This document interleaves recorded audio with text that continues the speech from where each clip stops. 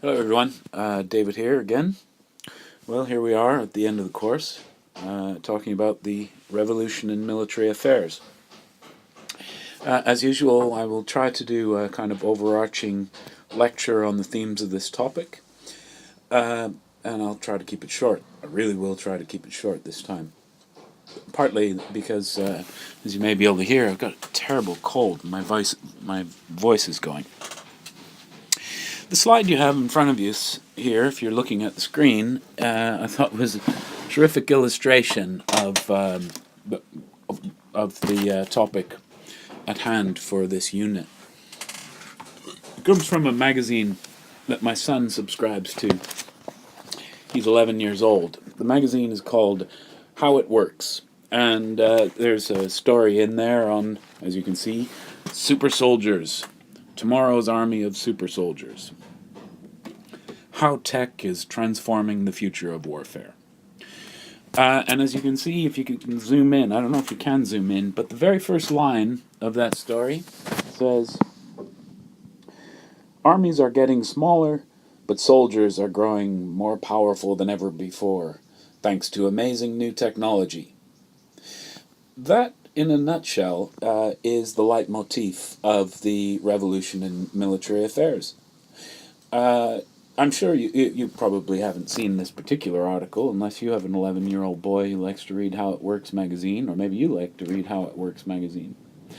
But I'm sure you've seen this sort of story because it's a staple of the popular press, popular mechanics, popular science. I mean, every second or third issue seems to have a story like this one on groovy high-tech kit for the soldier, which is going to allow them to fight faster, cheaper, more decisive wars. And these sorts of stories are not new. These go back at least 20 years, probably 30 years, probably 100 years, for as long as there have been these popular sorts of magazines. And so the theme underlying of technology transforming warfare for the better, making it easier, is a very consistent one, a very consistent and seductive idea. So that's what I want to talk about today. How tech is transforming warfare, or probably more precisely, how tech is transforming warfare, but not transforming war at all.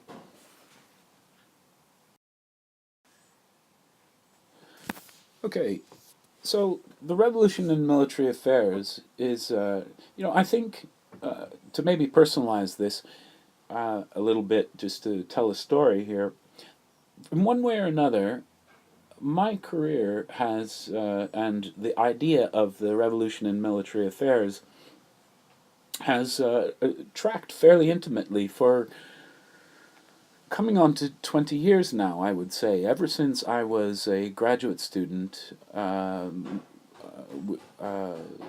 in the very early 90s. In fact, back to when I was an undergraduate student at the end of the Cold War, when I was studying political science and Russian, actually, and training as a Soviet defense analyst.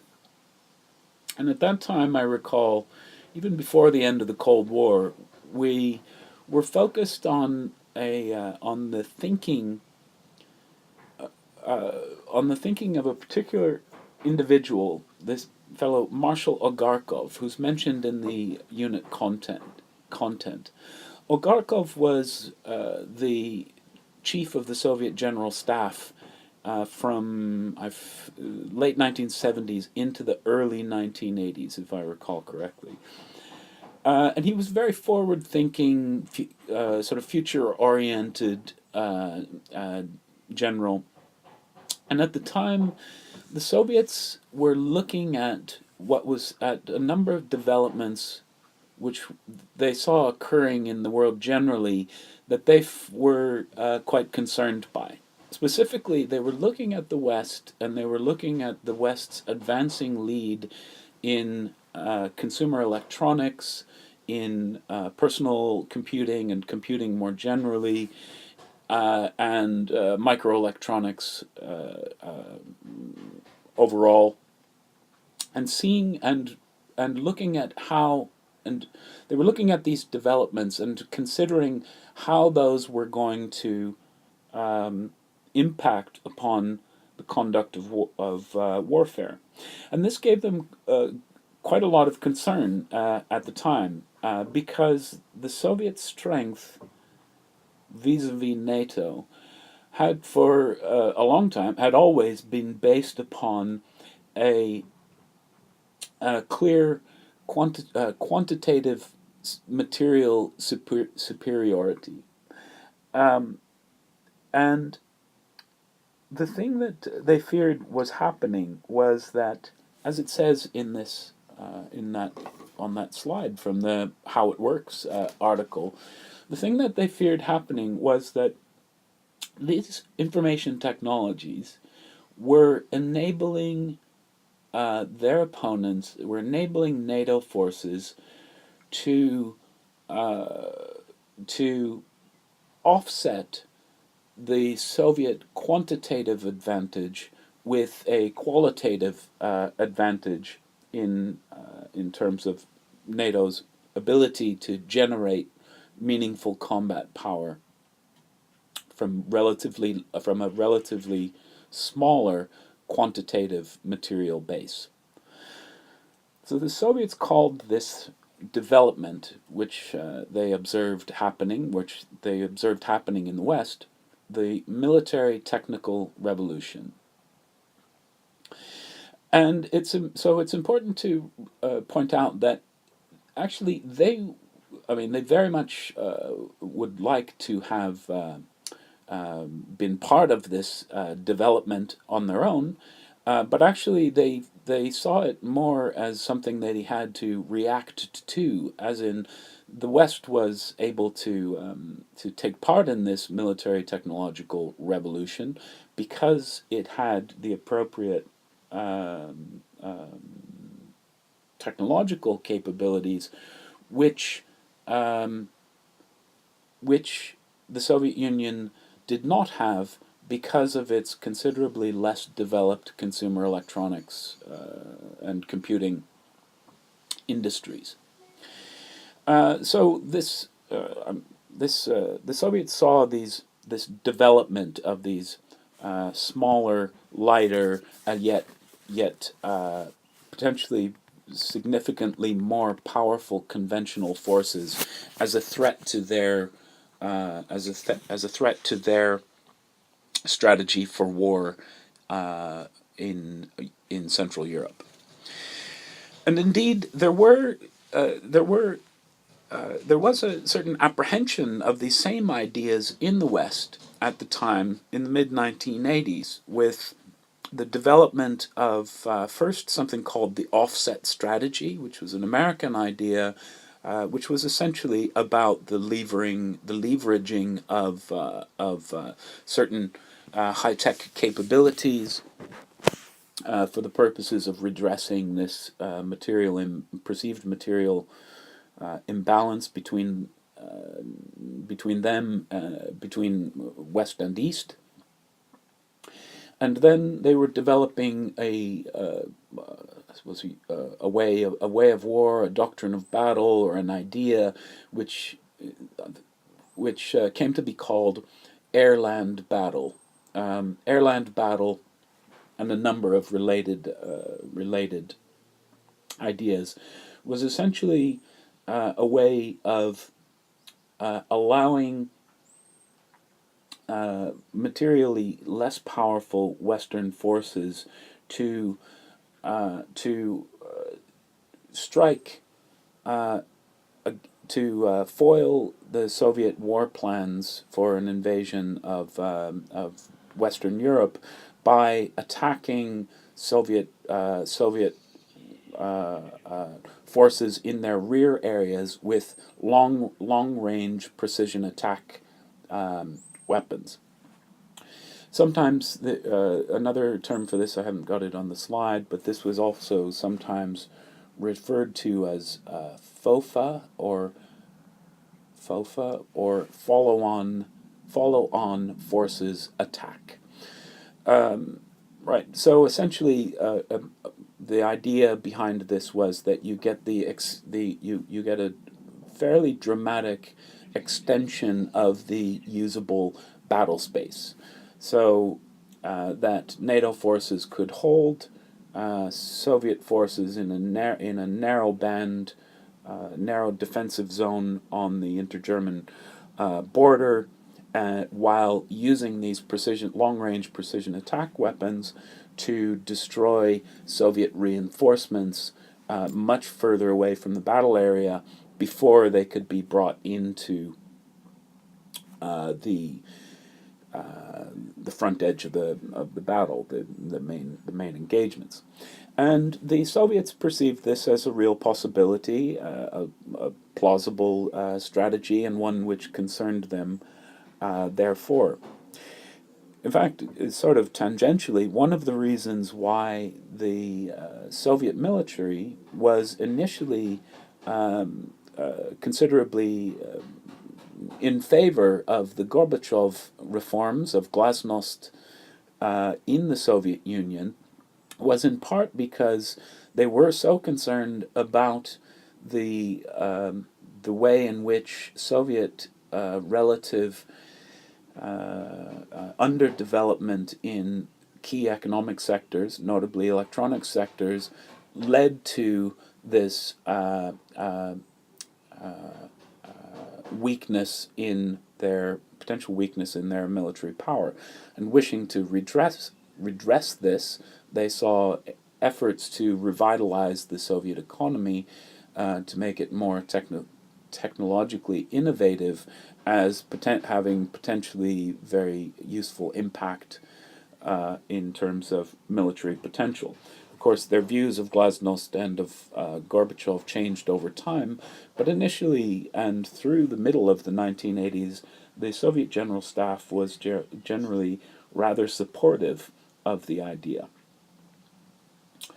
So, as a young undergraduate and into my early graduate studies, I was working on this area, reading Soviet professional military journals and trying to follow this debate.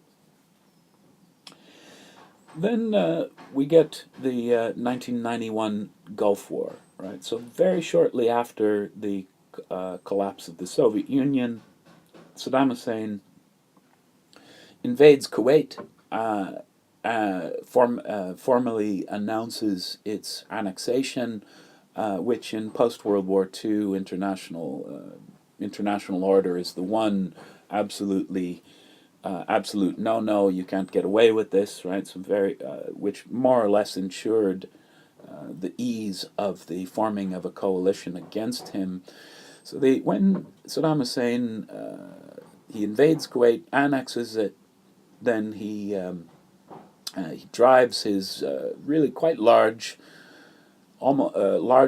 Soviet-equipped army out into the Kuwaiti desert, where he parks it in the middle of in the middle of featureless desert to await the hammer blow, which inevitably came.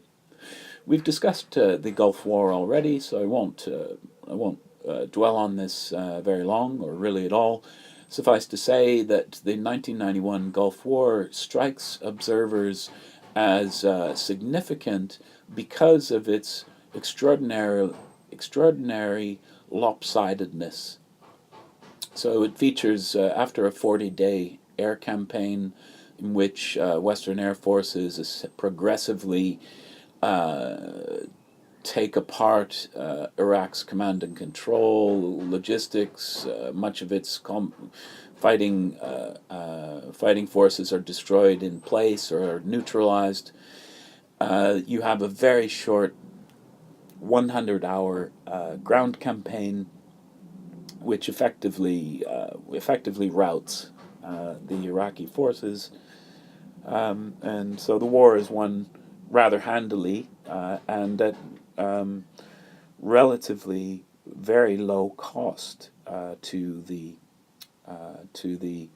anti-Saddam coalition, which suffers very few casualties relative to those of the Iraqis, and in fact, many of those of the casualties suffered by the coalition are not due to enemy action, but actually to friendly fire incident.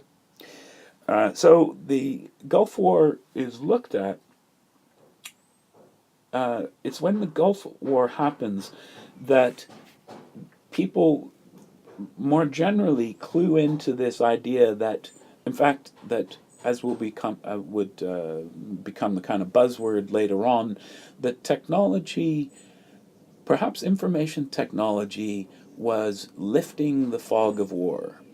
That, in a nutshell, that this kind of superior technology, superior information technology specifically, was allowing high tech armies to small high tech armies to defeat larger, less high tech armies faster, more cheaply, and so on.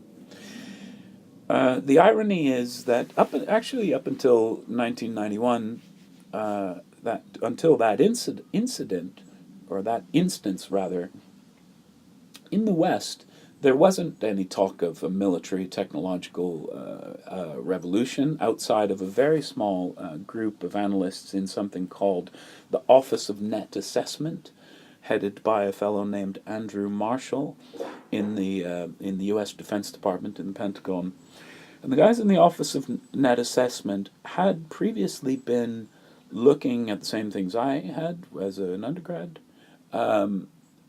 looking at Soviet doctrine and their thinking about what information technology was doing to war. And they saw in the Gulf War a kind of test case or a proof of this concept, which they then came up with a somewhat different term. They called it the RMA, or a revolution in military affairs. There are, I suppose there are small differences between the RMA as conceived in the early 1990s in the West, and the RMA and the military technological revolution as conceived in the Soviet Union in the early 1980s. But they're basically details. In general, at that time, they're talking about the same basic concept. And this concept really grabs the imagination of defense analysts, policymakers, doctrine writers through the 1990s.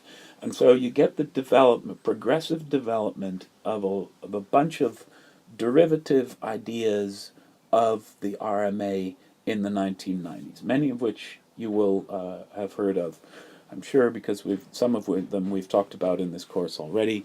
So we have network-centric warfare, which comes along in the late 1990s, 1998. It's the brainchild of Admiral Arthur Sabrowski. I've already mentioned the seminal article he did with John Garstka in the Naval Institute Proceedings in 1998 on network-centric warfare. Effects-based operations, again, related idea, in fact, comes after. It's kind of parallel development within NCW. That's the subject of the Van Riper article, which I had you read.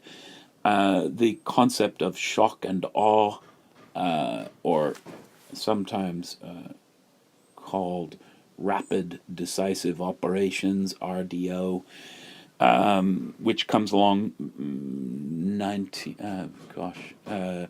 mid to late 1990s, and is the brainchild, or is popularized by two analysts, Ullman and Wade, Harlan Ullman and I forget the first name of Wade, but you can find their original document very easily. Another related concept here to rapid decisive operations is the idea of DBK, or dominant battle space knowledge.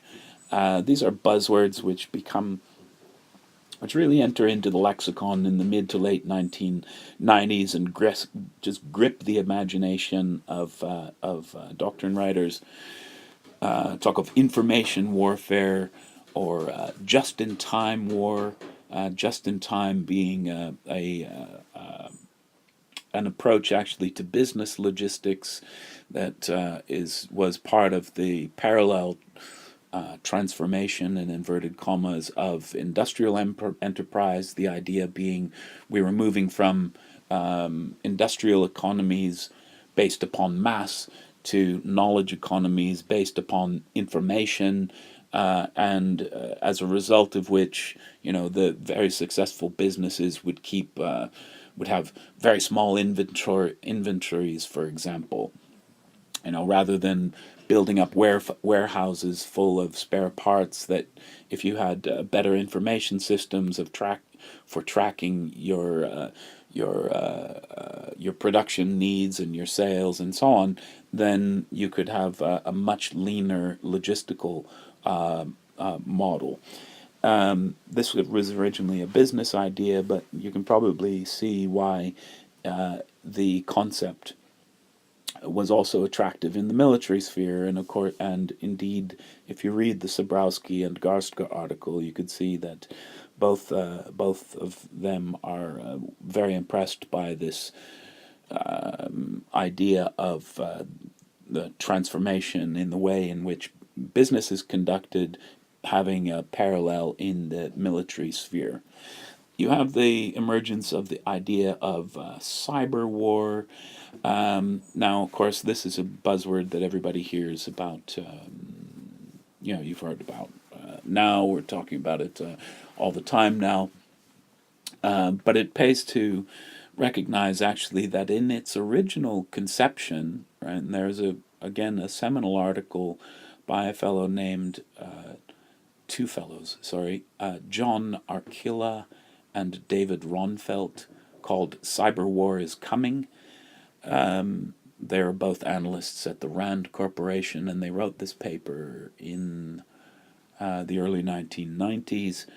And their conception at the time of cyber war was really not about what we think now about computer network war essentially on computer networks. They were talking much more about a form of warfare, about command and control warfare, essentially a form of warfare where victory would go to the side which had the more efficient information systems, which was the better at knowing where your own forces are, where your enemy is, and so on and so forth. A kind of Sun Tzu, know yourself and know your enemy and know yourself, and you'll never lose. Never fear defeat, or something like that. So the original idea of cyber war was essentially an idea of a way of battle, a way of efficient command and control. And actually, their exemplary case of cyber war was the Mongols, the 14th century Mongols. Right, so they were, just to illustrate how far the original concept of cyber war was from the way in which it tends to be used right now. Okay, so to summarize this, essentially, the idea here is that information technology is making forces faster, lighter, meaner, able to generate more combat power with less material resources, off a less significant logistical base, and so on. To put it I suppose to put it on a bumper sticker, you could say the basic idea here is knowledge is power. The better your knowledge, the more able you are to generate power.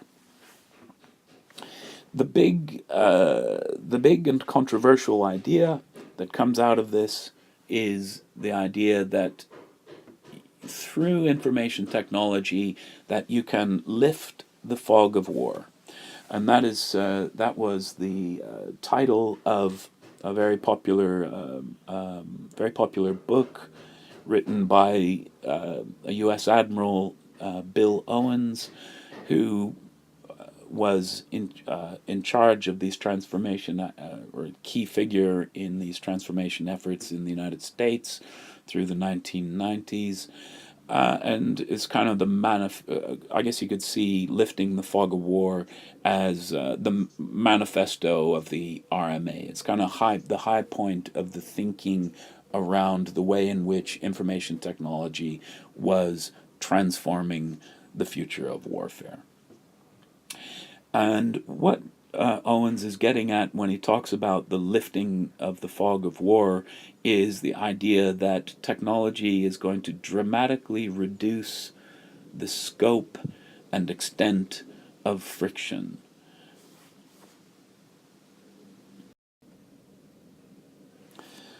So then we get to September 11th, of course. September 11th occurs. Actually, let me rewind a bit before we get to September 11th. When before in the lead up to his election, George Bush George Bush came in on the idea that his ideas about the use of force under his an administration of his was very much in line with this idea of the revolution in military affairs, or transformation, as it was then being called. And there's a very famous article which was written by Condoleezza Rice in the lead up to the election. Condoleezza Rice, of course, went on to be his first national security advisor and later Secretary of State, in which basically adopts the transformation idea that, right, you would have that U.S. forces would not be involved in nation building. They weren't out there to be to do armed social work in the world. That the role of the armed forces was to be a lethal instrument, to basically to wage and win the nation's wars.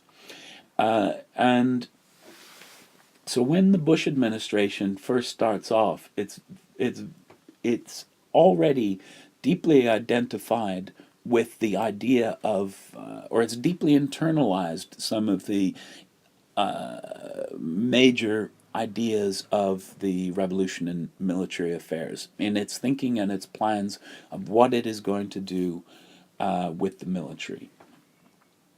The key, the key figure in this, of course, is the Bush's subsequent Secretary of Defense, Donald Rumsfeld. So September 11th occurs. The world changes, or the context changes for sure, and as a result, you get the invasion of Afghanistan to oust to oust Al Qaeda there, and to in order to do that, it became necessary to take out the Taliban, which was hosting them. You know the story; we've already talked about it. And the point here I would make, though, is that the initial invasion of Afghanistan, the results of that, from the perspective of the advocates of the RMA, are initially intensely gratifying. You have a situation where you have local allies who provide your local muscle, as it were. Attached to them, you have your own high tech enabled special forces, light footprint, all right, small numbers, and then providing the real kind of power, the real explosive force is the application of these precision fires, right? So coming from from far off, from airplanes flying off aircraft carriers in the Indian Ocean, or from cruise missiles launched also from oceanic assets, whether submarine or ship, or potentially air launched from long range bombers. But essentially, you get the idea of what comes to be called the Afghan model, which is essentially these three parts: indigenous allies, small numbers of very highly capable special forces, and these high tech precision fires delivered from long range. And initially, this works very well. There's no there's really not much question about that. Actually, they do rout the Taliban fairly successfully, and so the Afghan model is seen as a kind of proof of concept. Now, there are people who question this. I mean, there are a number of analysts. Perhaps the most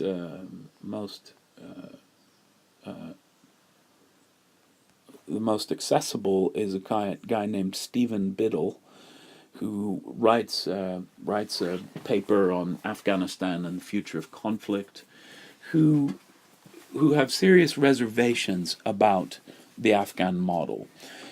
But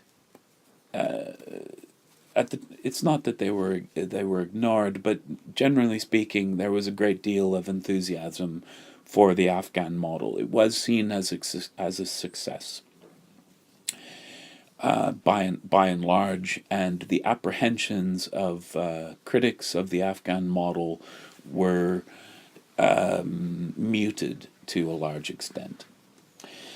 With the invasion of Iraq in March, or the main fighting after the invasion in March and April 2003, again you get the early signs are that that indeed the effect of information technology has been to create forces which are significantly more capable of generating combat power than were forces of comparable size just a decade before. So, in the case of the major fighting, March and April 2003, you have a relatively small intervention force, basically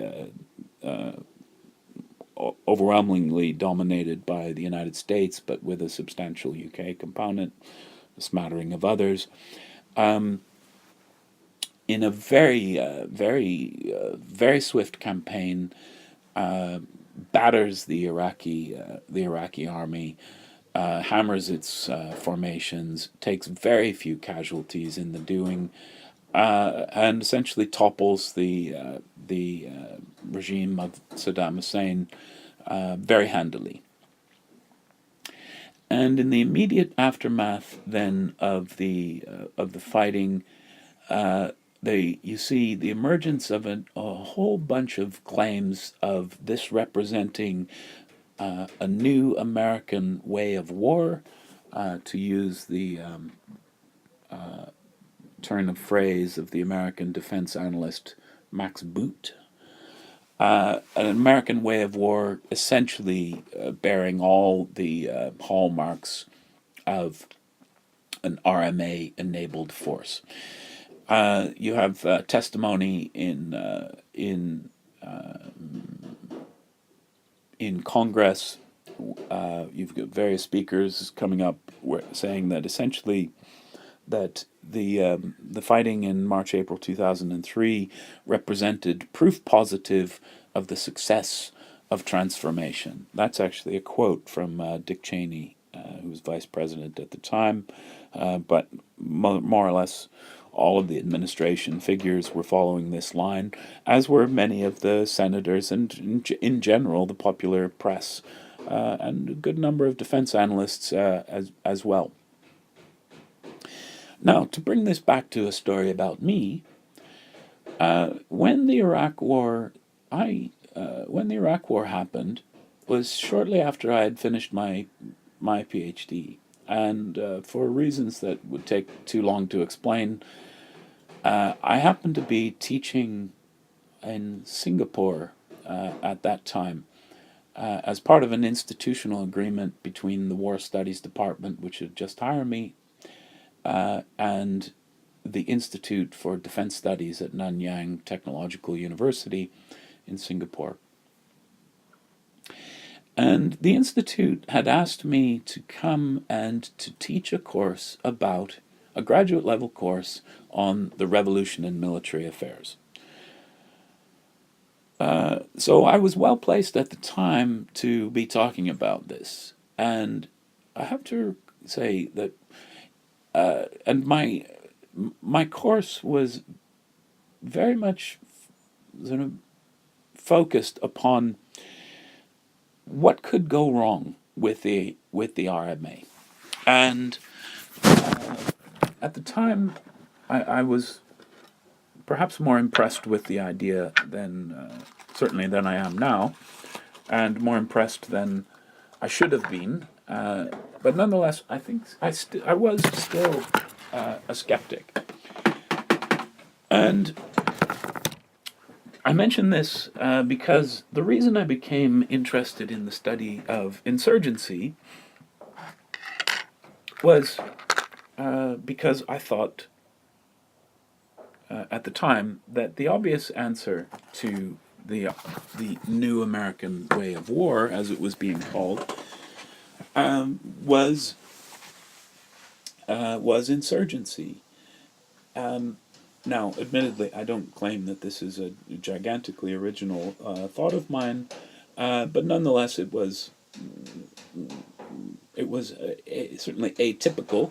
It didn't make me particularly popular with the IDSS at the time, which very much wanted to hear more of the new American way of war and how that was all going to work out great, and they weren't so happy with what I was talking about, which was a number of reasons why that was why what we'd just seen in March and April 2003 was not likely to be a long-lived result.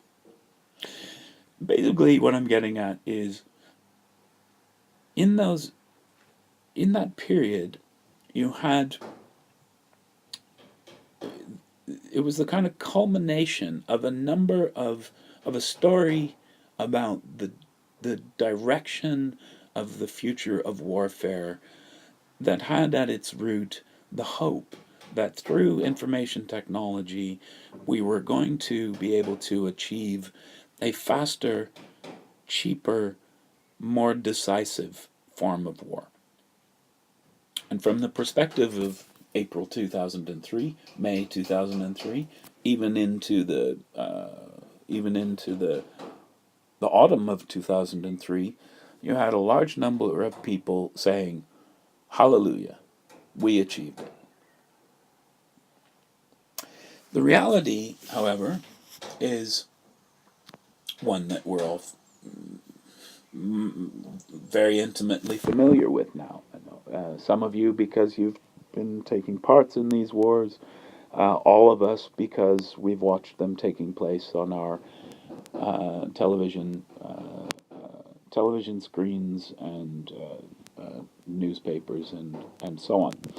So and of course the reality is that we didn't achieve faster, cheaper, more decisive form of war. What we achieved was exactly what Charles Caldwell warned us of 100 years ago when he wrote on small wars and described them as protracted, thankless, and invertebrate. We have gotten ourselves into wars that are slower, very expensive, and very indecisive. The reasons for this, well, we could go on. I mean, we could have a whole long course on the wars on terror and many of the problems of the expeditionary campaigns of the war on terror, many of which we have discussed. But the basic point is, I think, really not that complicated. First is that really most fundamentally that the enemy is not inanimate. The enemy the world is not full of stupid opponents who stupid opponents such as Saddam Hussein, who present themselves in precisely in a in precisely the who attempts to fight the precisely the form of war that we also want to fight, right? Who intentionally align their face with our fist. These kinds of enemies are not common, for the obvious reason that, by and large, people are not stupid. Not when it comes, and particularly when it comes to war. You don't make war on a lifeless entity, as Clausewitz put it. You make war on another living, thinking, creative, ingenious human being, or a number of human beings who actively seek to counter whatever it is that you do. And the truth is, if you've read my 2006 paper, which I signed earlier in an earlier unit on the problems of information warfare, that actually there are a lot of creative ways of defeating, or at any rate confounding, superior information systems. So information technology, in a nutshell, does not turn out to be the panacea that it turned out to be, because there are a wide range of low tech ways of countering many of the strengths which high tech brings to the party. This is not to deny in any way the reality that information technology in general, obviously does enhance combat power. It can, there's no doubt about that. But your enemy doesn't stand in place. The enemy adapts to the new reality. This isn't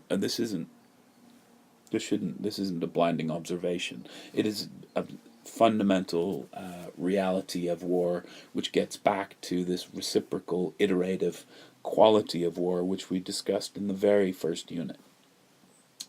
In other words, there are no super weapons.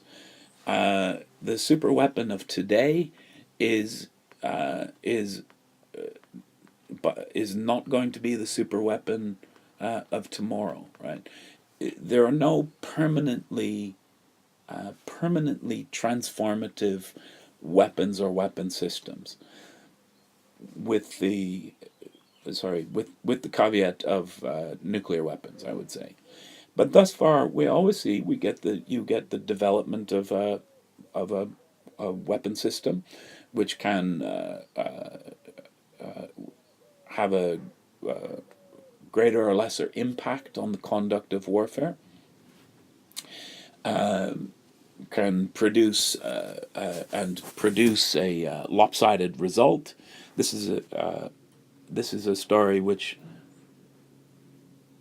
is repeated many times through military history. Whether it's the invention of the stirrup, which allowed mounted horsemen to operate their weapons from the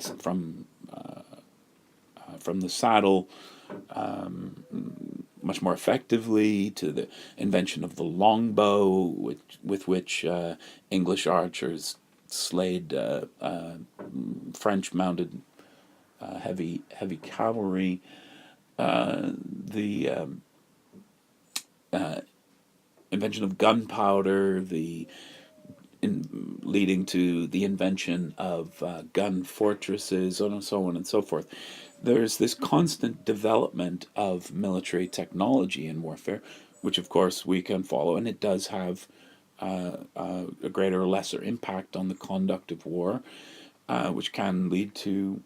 But there is always counter adaptation, and this is as true with information technology as it has been of other transformative technologies in the past. And moreover, the idea that chance as a fundamental quality of war, that friction as an endemic problem of war, could be lifted, could be permanently lifted by technology, has essentially been revealed as a pipe dream, as a chimera, as a as a fanciful hope. And to get us back to strategy, I think, to for myself, if I look back over this period of the last 25 years, the last 30 years, that we've been pursuing this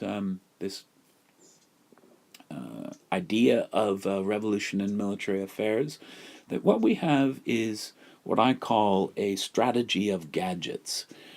And the problem is that a strategy of gadgets is not the same thing as a strategy. There is no technological